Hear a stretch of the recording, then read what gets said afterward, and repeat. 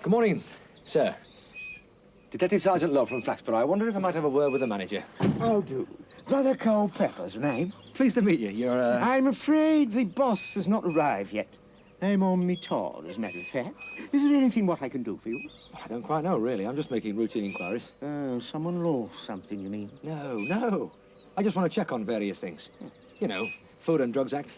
Well, perhaps you'd like to see round. I'm the herb master. Or perhaps, if you'd like to come back in an hour or so, well, she may be back by then. Christ, I left them choppers running.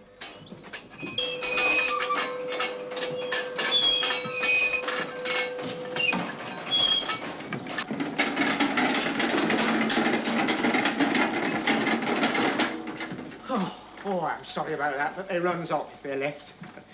Oh, let's see, what was I saying? Oh, yeah. If you'd like to give it another hour, she should be back then. What do you think? Well, actually, beg pardon, but what was it you said you did here? I'm herb master. What, you look after the, Herbs. The old caboodle, herbs, dryers, choppers, the lot. Do you have far to travel? Pardon? Well, the only monastery that I can think of is 20 miles the other side of Flax. Oh, me? Oh, I lives in. Herb masters always lives in, on account of all the things what can go wrong. A multitude. Oh.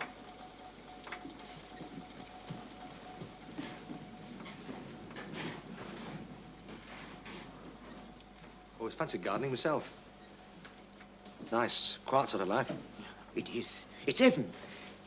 Heaven. I'm on what they call release from the order. What is it exactly? Well, this, you know, what you make here.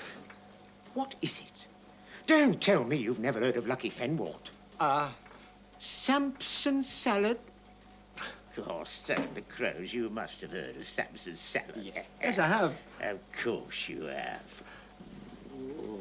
Mind you, I've never seen it. Not growing, I mean. What? Never seen the wart? No.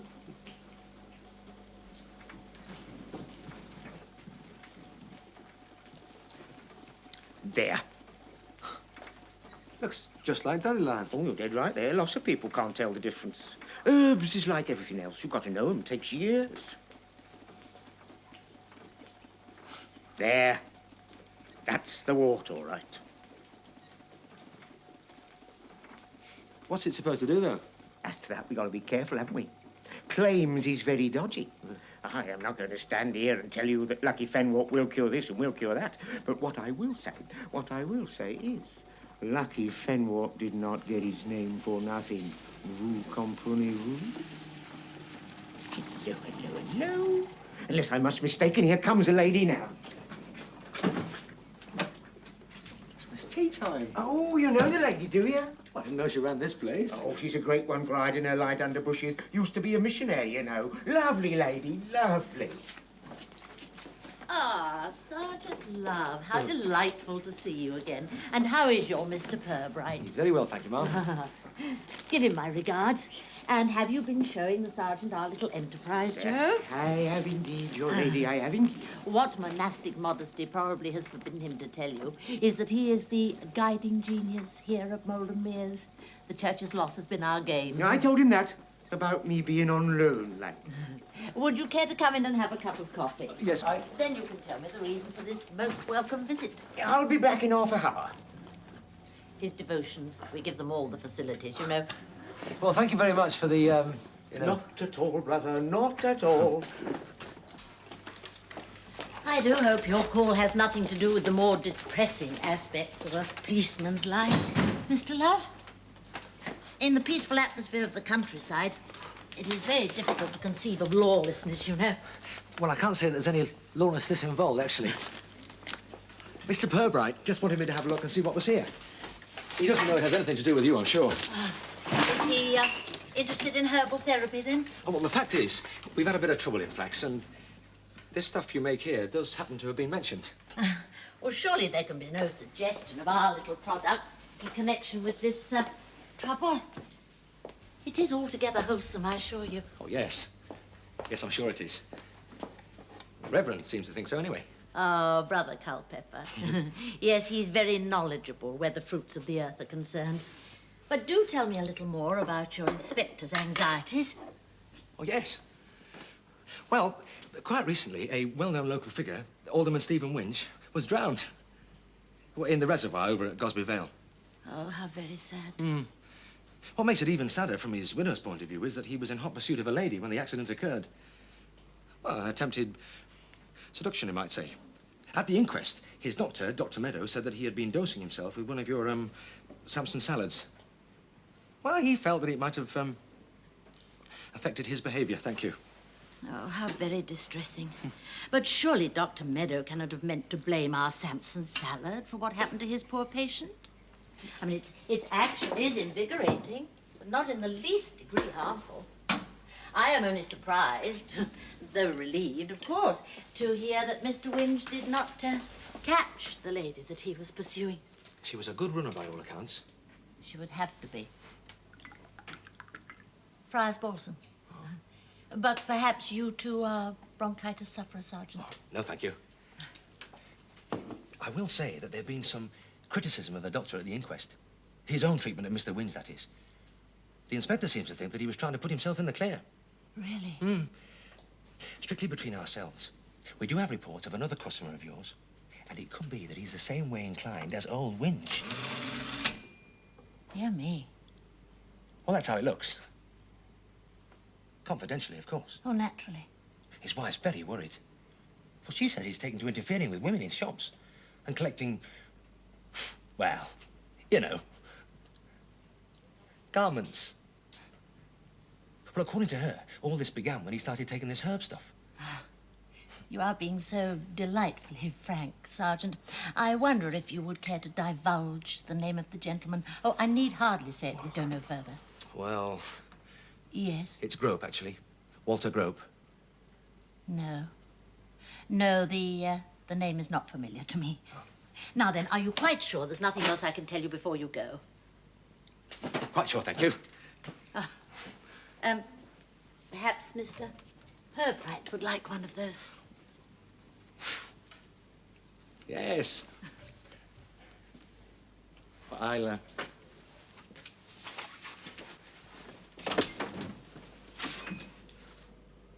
Goodbye, Miss Teatime. Grope. Grope.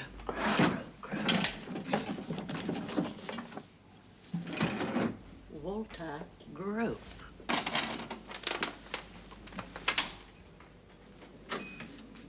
What a nice policeman Sergeant Love is, didn't you think so, Joe? Oh, yeah, he's a right darling. What's he after, anyhow? We're just making routine inquiries. Yeah, they always are. A lot of flaming Pontius Pilates. Oh, now, you must be just, Joe. Sergeant was most helpful. Not every policeman who gives warning of impending bad publicity. Hey? How do you mean, Luce? It appears that a certain Dr. Meadow has made certain remarks that cast reflection on our product. As these remarks were made at an inquest, it seems likely it'll be reported in the press. The local press, at all events. Oh, hell. Oh, it need not necessarily be disastrous. On the one hand, it could be most beneficial if the story were to gain ground that our little fenwort put lead into the pencil of elderly gentlemen. Certainly. And as for suggesting that our little wart might kill anyone... You know, and I know, and all the good country folk around here know how benign are the remedies of nature. Unfortunately, the professional medical mind admits to no such persuasion. Oh, you stiff-necked hypocrites. There's just one thing that I find exceedingly puzzling. Why should Dr. Meadow go out of his way to mention Samson's salad in connection with that man's death? What was the sergeant's phrase? Putting himself in the clear. Clear of what, I wonder? Ask him. Perhaps I shall. Malden Mayor's Laboratories, Director Lucilla E.C. Teatime, M.B. I didn't know she was an MBE. You didn't know she was a missionary either. And the other fellow you say was a monk? Yeah, called himself a monk. Or did he? Anyway, you remind me of that bloke in the market. You're the one who tried to con me into buying that fuel extender for my motorbike. You remember? You know, the engine seized up for good and all. Had to scrape the petrol out with a knife. All in all, then, all you really found out then was that the promoters of Samson's salad offered nothing more definite than good luck. The experience of Alderman Wynne notwithstanding. Yeah, I suppose so. Sorry. Well, we can't get him for that, can we, Sid? You pays your money and you takes your herbs. Herbs. On the other hand, we do now know that our Miss Teatime is involved. You think she might try to stir things up a bit? More than likely.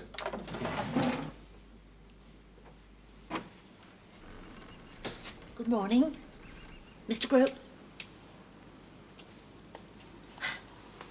I am from the Regional Health Insurance Board. It's not about the tablets, is it? Tablets? The doctor said he was having to stop them. Would that be Dr. Meadow by any chance? Hasn't been on to you people about them, has he? Not directly, no.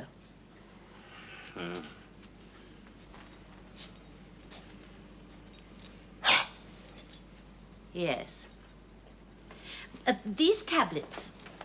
What did Dr. Meadow tell you about them? The fact is that some of our prescription records appear to have gone astray, and the question of your tablets might have a bearing. Doing without them is very wary. I'm sure it must be, Mr. Grope. He didn't hold out any hope. But what did Dr. Meadow say? Not me. She saw him Wednesday. She? You mean your wife? That's my happiness, my life. Hope of more tablets, you mean? That's right. They ran out on Tuesday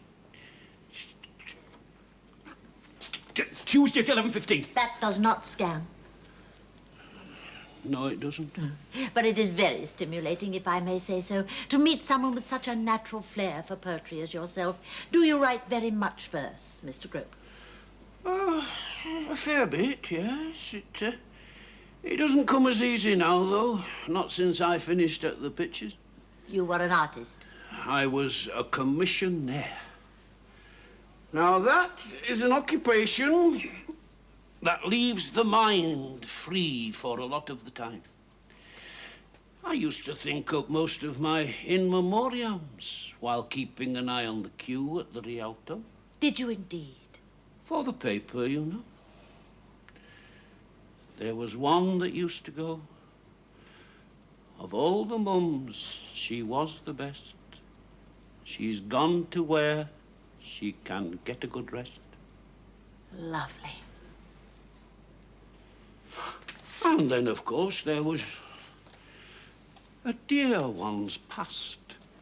But though we're sad, we know it now is heaven for Dad. I distinctly remember the week I made that one up.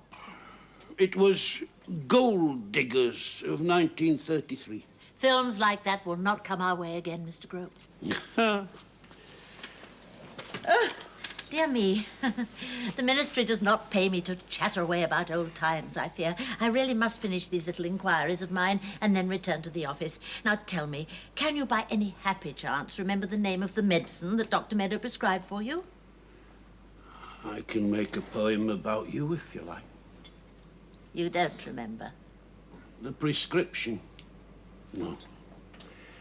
It was just a squiggle. I couldn't make it out. Oh, dear. Just a moment. Yes.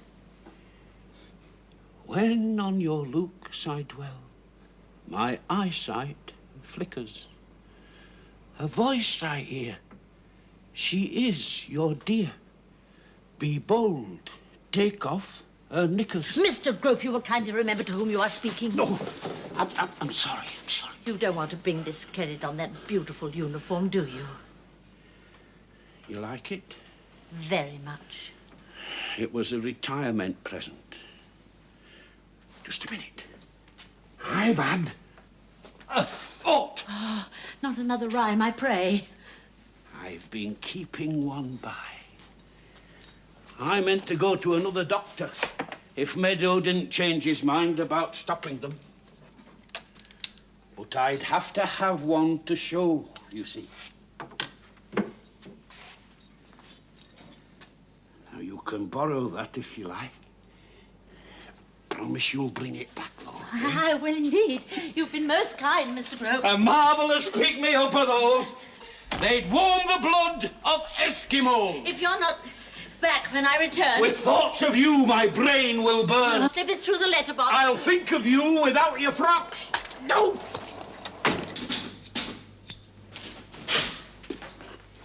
Forensic report on that Samson salad stuff. Ah, let's hear it then. Oh, it's blah, blah, blah. Inert vegetable matter. Minimal water content. Insignificant mineral traces. Non-toxic alkaloids. All derived from the plant of the genus Compositae, probably Tara axum officinae. In other words, the lucky fenwort. In other words, a common dandelion.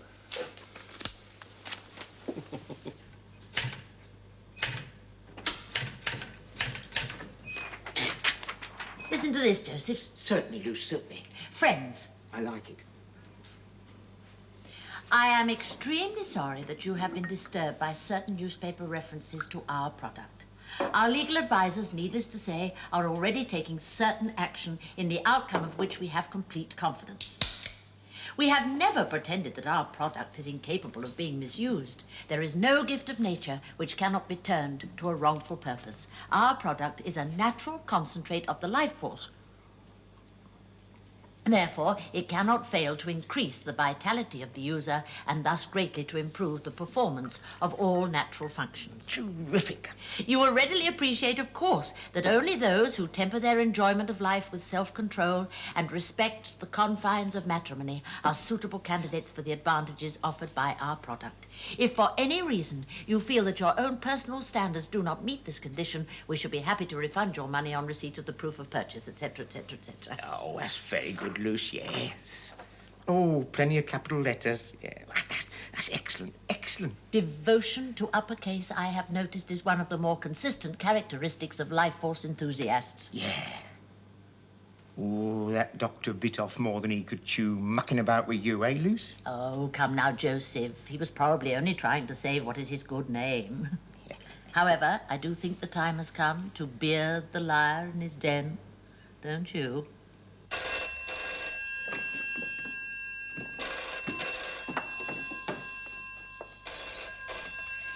Dr. Meadow? I'm so sorry not to have telephoned you earlier, Doctor, but I've only just arrived at the hotel. Ah, yes. No, not here. At the surgery. Bye-bye. Bye-bye.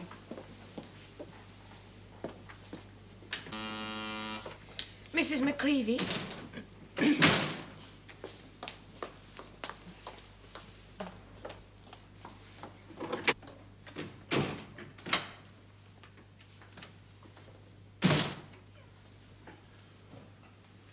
Can I help you? Oh, I do hope so, my dear. You see, the fact is, I've only just come to live in Flaxborough, and I haven't chosen a regular doctor yet. Yes, of course. You'd like to see the doctor now, would you? Oh, please. Or would you like to see Dr. Bruce or Dr. Meadow? Well, Dr. Meadow, I think he is the senior partner, is he? That's right. If you could just let me have your name and address. Yes, of course. Thank you. Thank you so much. Mr. Spooner.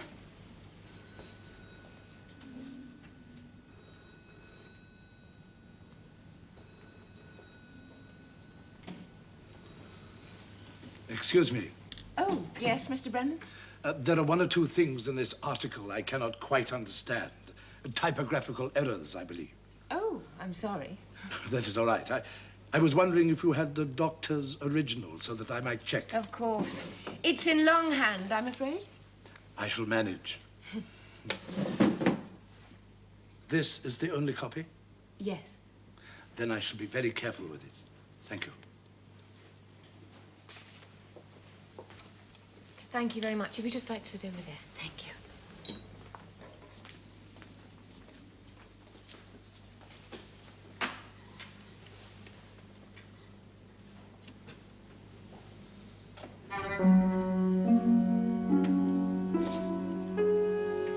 Because I've had him on and off ever since I was a girl. My husband says I make a lot of fuss about nothing, but then what would he know? He's not in there to feel, is he? Right then, let's just take a look at you, shall we?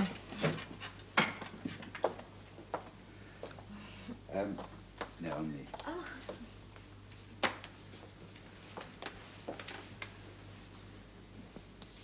Because I get them right across here, right through the chest, just like knives.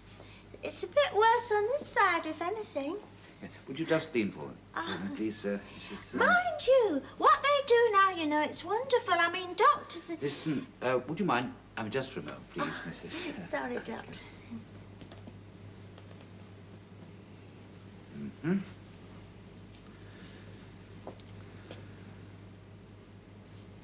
Just deep breaths. If you like, you can go in and see the doctor before me. I'm in no hurry.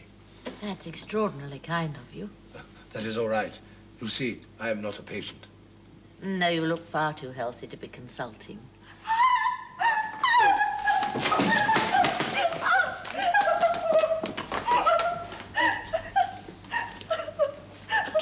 Dr. Bruce!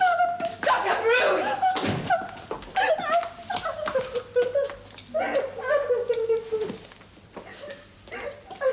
Mrs. McCreavey, I think the poor chap is dead.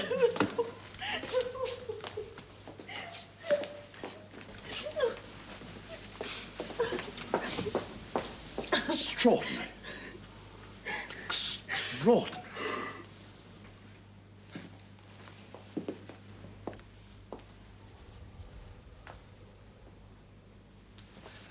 Ambulance. Then you better call the police.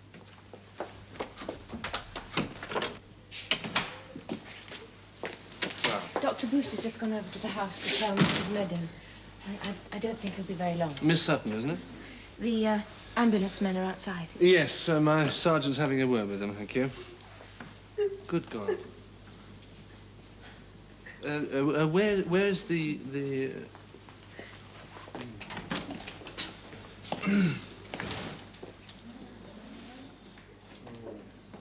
Excuse me. Oh, sorry. See who's out there, did you? Yes, I did, Sid. I did indeed.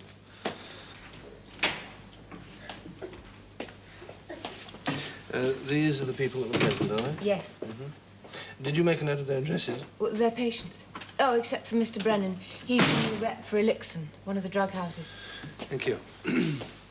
Could I have your attention for a moment, please? I'm a police officer. Thank you for waiting.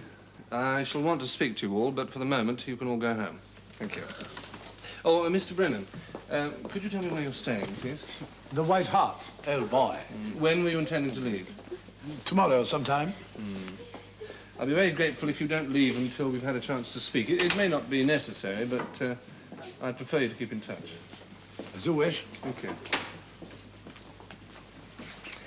Miss Teatime. How delightful to see you again, Mr. Purbright. And how are things at the laboratory? One creams off where one can. Excuse me, will you?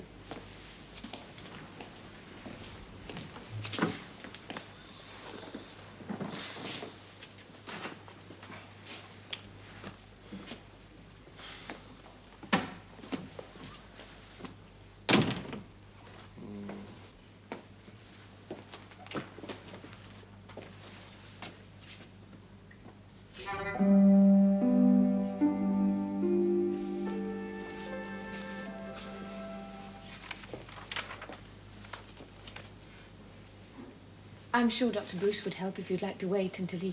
Oh, I think Dr. Bruce must have problems of his own. I shouldn't dream of troubling him with so trivial a matter. It's Just that I need a repeat prescription for some tablets. He'd do that for you, I'm sure. Would you like me to ask him? Oh, it's very kind of you, my dear, but there is just one small difficulty. You see, I don't know the name of the preparation, the formula. Oh, I know what that is. What a coincidence. It's one of Mr. Brennan's. One of Mr. Brennan's? Why don't I... No, I mean, it's a line done by his firm. I really think you ought to see Dr. Bruce, though. Oh, I see. Well, it's not really for me to say, but if it's Juniform, I really think you ought to speak to him. Juniform?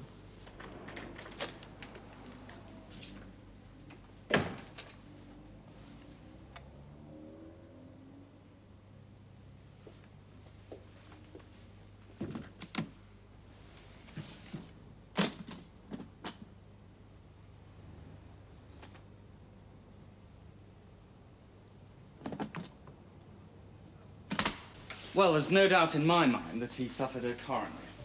Ah. There is a history, one that he preferred to keep to himself. It didn't suit his image, don't you know? I think you'll find that Dr. James in Priorgate will confirm what I say. Dr. James was treating him, was he? He was certainly advising him. Whether or not Meadow took that advice. You won't have had time to do a detailed examination yourself yet, Doctor, but can you tell me, did you notice anything odd at the time? Anything, no thank you, anything unusual? Not a thing. The whole scene was exactly as one would have expected. He must have blacked out and gone full length. Miss Sutton said that he only had 3 patients tonight. You seem to have dealt with far more. Was that the usual pattern? Look, I'm the junior partner. He was the senior. Every practice runs on the sound old principle that the junior partner share of the work shall equal the senior share of the income. What could be fairer? What indeed? Presumably he was selective with what you might call his regulars, Naturally. And they were? The paying patients, the socially desirable, and a few of the interestingly elderly. Elderly? He tended to specialise. Yeah. It's the elderly that I've been taking an interest in lately. Yes, I think when I retire, I'll take up geriatrics. Well, thank you, Doctor. Oh, if you think of anything, you'll let me know, won't you? Friends, further to our previous communication, we must now reveal to you that the medical practitioner who saw fit to make the disparaging remarks about our product has since died suddenly. We do not, of course, claim this unfortunate occurrence to have been divinely engineered in vindication of nature's way. You might well wonder, however, whether a man so signally unsuccessful in maintaining his own lifespan was qualified to throw doubts upon the health-winning methods of others. Oh, terrific, Luce, terrific. Now, to see what Bernie can find out for us. Bernie? Well, he is, by the grace of God, still a member of the British Medical Association, is he not? They were very unhappy about that little pudding club clinic of his in Hampstead. Times change, Joseph. Bernard. Oh, how nice to hear your voice again. Now, please do not interrupt. Well, this call is costing money. I want you to do a little research for me. Like knives, long, thin knives. I said to the poor doctor, it's a bit worse on this side, if anything. You told him your symptoms, and then what happened? He told me to take my things off. Yeah? Well, then he put his what's-it on, you know, his thingy. Yeah, stethoscope. That's right. Yeah. Well, then he went over me again from around the back, and I could hear him saying, no, nothing there. He said that twice. I thought he sounded a bit annoyed, as a matter of fact. Well, then he sort of stepped away, and I waited, and then I could feel that thing on my back again. And then he said, well, I don't quite know what he meant. He said, the fur is darker. The fur is darker? That's right. That's what he said. The fur is darker. Well, then Well, of course, I got the fright of my life. All of a sudden, his arm came up as if to grab me, and me with practically nothing on. Well, of course, I pulled myself away. And then there was this awful crash. Oh, it was a dreadful shock to see him lying there, jerking and twitching. Poor Dr. Meadow. The fur is darker. That's right. Funny, isn't it? As far as I could gather, he phoned Dr. Meadow at his home and arranged to meet him here before surgery. 5:45, actually. Was it usual for a representative to ring the doctor at his home? I would have thought after the surgery. I suppose it was a bit unusual, now you mention it. Dr. Meadow certainly didn't encourage that sort of thing. Still, you know, Mr. Brennan being new to the area. He wasn't the usual chap from Elixon, then? No, he wasn't. I don't know how long he'd been with them. He seemed very efficient, though, I must say. But if Dr. Meadow had already seen Mr. Brennan, why, I wonder, should he be waiting for him in the surgery? I rather gathered they had a lot to talk about. Maybe they didn't, you know, get through it all. Dr. Meadow had been doing some research for Elixon. Clinical trials on one of their drugs, Juniform. He used to be very keen on it at one time. I think he was one of the first doctors to try it out. He, did a piece in the British Medical Journal about the trials. When was this? Oh, about 6 months ago. Then just a few days ago, he suddenly stopped prescribing it. I've been typing up the draft of another article for him to the BMJ. As far as I could understand it, he'd noticed what they called side effects. I know he was very anxious for Mr. Brennan to read the draft before I typed it up finally. Would it be possible for me to see a copy of the doctor's article? Well, there isn't one, I'm afraid. I only did one copy of the draft, and Mr. Brennan took that away with him. Well, and the doctor's original draft?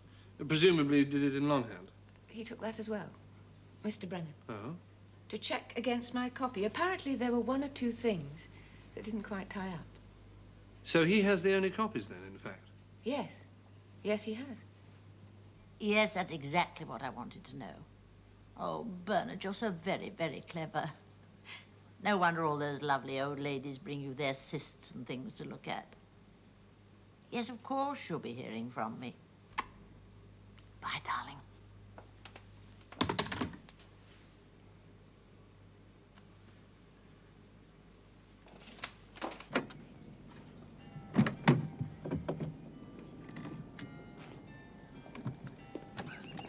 Let me help you, sir.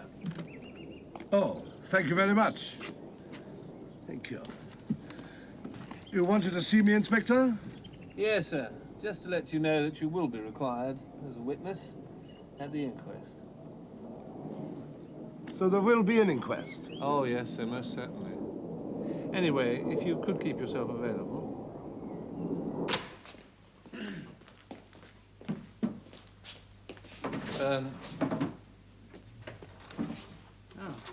Yes, here it is. Why? Mr. Brennan was first in the room, was he? As I understand it, yes. Yes, he was. Yes. Sorry. The stethoscope, you see. When I was here last night, Doctor, there was something I didn't quite understand. I've only just now been able to put my finger on it. Which is? Which is this. Why, if the doctor was examining Mrs. McCreavey when he fell, why didn't we find a stethoscope somewhere in the room? But it was here. Yeah, but did you put it there? Well, no, I didn't. Neither did Miss Sutton. So if he fell suddenly, as we know he did, why wasn't there a stethoscope somewhere near him? Yes, but, no. No, you're right. Of course, he may not have used this one. Perhaps he had another one, eh? Well, not to my knowledge, he didn't. Yes, but even if he did, the same thing would apply, wouldn't it? Yes, Doctor. Yes, indeed.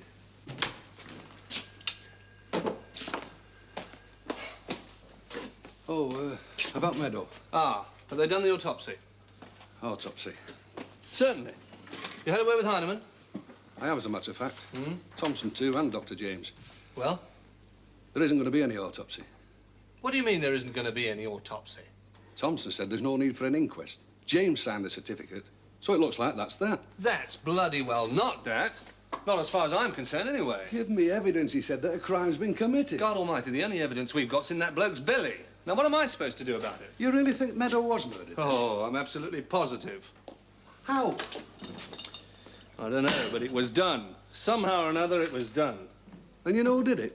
Oh, yes. I know who. And I think I know why. But I don't know how. The fur is darker. The fur's darker. The fur... Listen. Oh.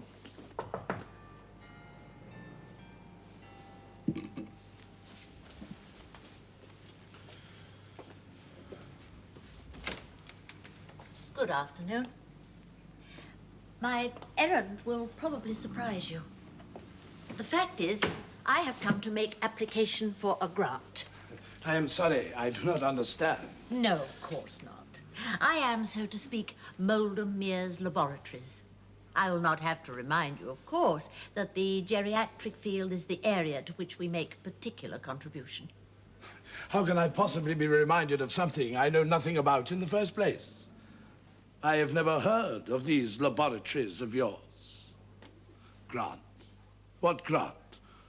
How can you imagine that I should have anything to do with grants? You are the representative of the West German drug house of Elixon, are you not? Certainly. And Elixon entertain high hopes that the drug they allow to be made here under license and marketed as Juniform will prove a very valuable aid to geriatricians. Always provided, of course, that there are no nasty side effects. To tell you the truth, and quite in confidence between ourselves, there have been one or two cases lately that cause me concern. A rather curious illness has afflicted some of our customers. Moreover, there has been publicity, and we all know how damaging that can be. I mean, suppose such a spotlight were to fall on your organization, Mr. Brennan.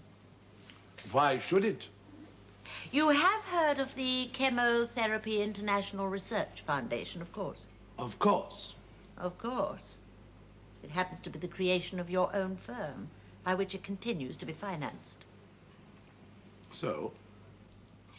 The funds of CIRF, which I understand to be very substantial, are used to finance the clinical trials of new drugs. They are supposed to be administered impartially, and I'm sure that they are. But the only trials that I know to be conducted on Juniform in this country were conducted by Dr. Meadow. He received grants from the foundation totaling nearly £10,000. Oh, money well spent, of course, because it enabled him to establish that this drug was not only efficacious, but completely harmless. His findings were printed in the medical press and went into the sales literature of Elixon to be distributed all over the world. Now, unfortunately, poor Dr. Meadow has gone. And one might almost say that a vacancy has become available in consequence. A vacancy? Oh, forgive my being forthright. Presumptuous, I fear, was the word my father used. Sir William Teatime, surgeon. But it did occur to me that a research grant might be made available to my little organization in view of our parallel work in geriatrics. Besides, we did receive the blame for some regrettable cases of indisposition, which might just as well have been the fault of Juniform in spite of the doctor's vigilance. It is obvious that you have been making a lot of inquiries into matters which it cannot be said to concern you. You think that you have found something that will embarrass me or the company I represent. Clearly, you are hopeful of financial gain. Perish the thought. I am glad to hear you say so, because you would have been most disappointed. I will not tolerate, nor will I succumb to threats from you. Good afternoon, Miss Teatime. There's one thing that I don't quite understand about you, Mr. Brennan. You do not have the style of a commercial traveler. What I find particularly intriguing is the fact that your name is not known in the London office of Elixon's subsidiary company in England. Your spying has been most thorough. My inquiries I did discover, however, that there is a certain Dr. Eric Brennan working for the organization in Germany, working at a much higher level than commercial traveller. I must say. Let's wait a moment. The police are here. Was this your idea? It most certainly was not my idea. Tell them to wait. I will come down. Very good, sir. He says he'll come down. Does he indeed?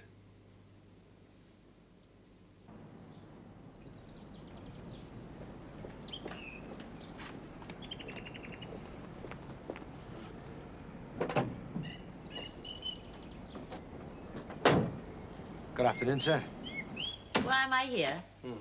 I came to persuade Mr. Brennan of the error of his ways.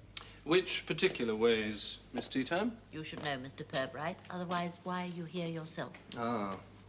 One of the great advantages of being a policeman is that they need never account for their presence anywhere. If I found one in my bath, I imagine I should be entitled to an explanation. Not if he were in uniform. Ah. I found the gentleman in the yard. I simply went down to my car to fetch some documents. Oh, that's all right, sir. We didn't suppose that you'd be tearing off to the nearest airport or anything like that. Oh, perhaps I should leave you, Oh, gentlemen. no. This won't take a moment, Miss Teatime. I understand, sir, that the receptionist gave you a copy of an article written by Dr. Meadow for the medical press. That is correct. Concerning one of your products, Juniform. Again, correct. Do you think I might see it? May I ask why? No, you may not. Unfortunately, I've already posted it to my head office. But you do have the doctor's original draft. The only other copy, in fact. Ah, I seem to have mislaid it. Mislaid it? Either that, or it's been taken in error by one of the housemaids. I was about to telephone Miss Sutton. Perhaps we should help you look for it then, sir, don't you think? Well, I really don't see. Miss Teatime, you were going to tell us why you're here. Oh, well, May I explain? Her firm has been awarded a grant by one of the medical research trusts. Quite a substantial grant, I understand. And my own company has been asked to help with the currency arrangements. Well, this places me in a rather invidious position. It is true that a grant for my company has been mooted. A grant of, oh dear, how much was it? £3,000. I thought it was 4. Well, more like 4 with the present rate of exchange. Well, that was one of the reasons I came here, certainly. And the other? The other, Miss Teatime? Well, it was in the surgery of poor Dr. Meadow. I was behind Dr. Brennan, Mr. Brennan, when he went into the room, and I just wanted to find out why the first thing he did with that poor man lying there dead was to steal his stethoscope and hide it away in his jacket.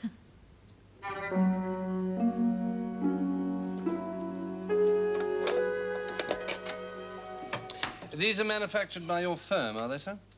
No, they are made to our specifications. And you sell them? No. They are a small extra service we are pleased to perform for the medical profession. Doctors find them very acceptable, I am told. And they're given away as gifts? No, not at all. Gestures to promote goodwill between one profession and another. They seem to be of a somewhat advanced design. Oh, extremely sensitive. Electronics, you see. In here are the transistors and so forth. You simply switch this button and you can hear the heart as clearly as an ocean liner.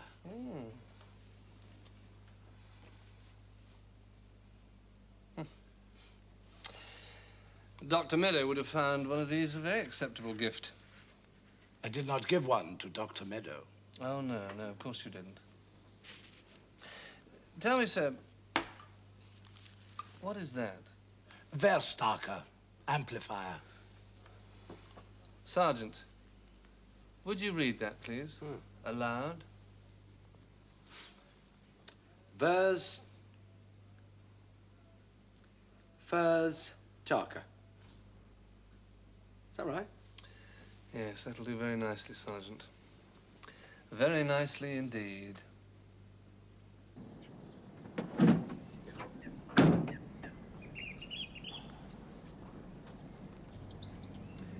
Let's have a look under the bonnet, Sid.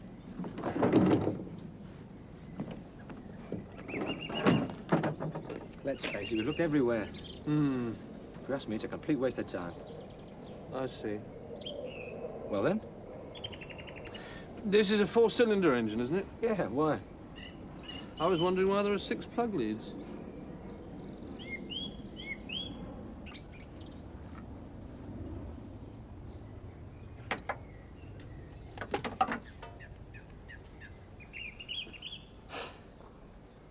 I told you.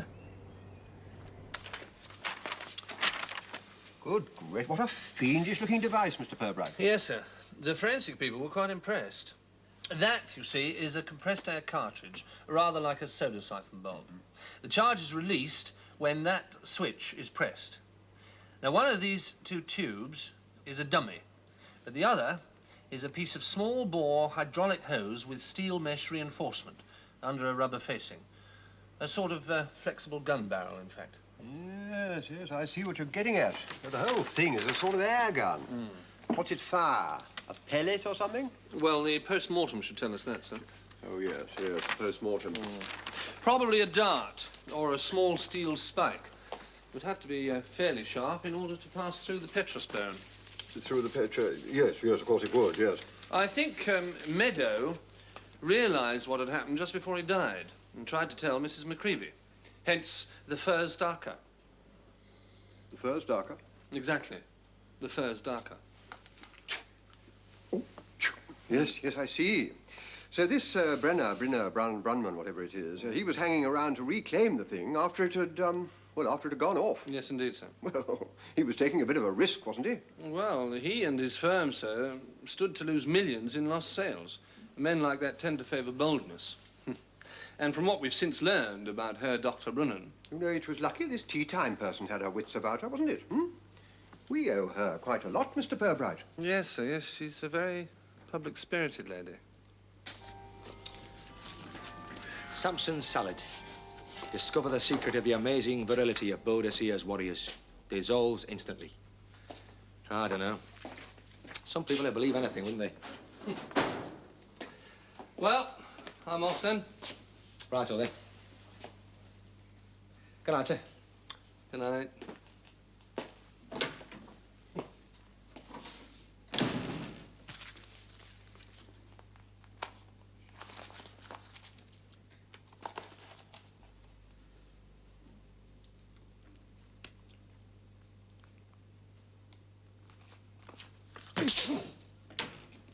Bless you.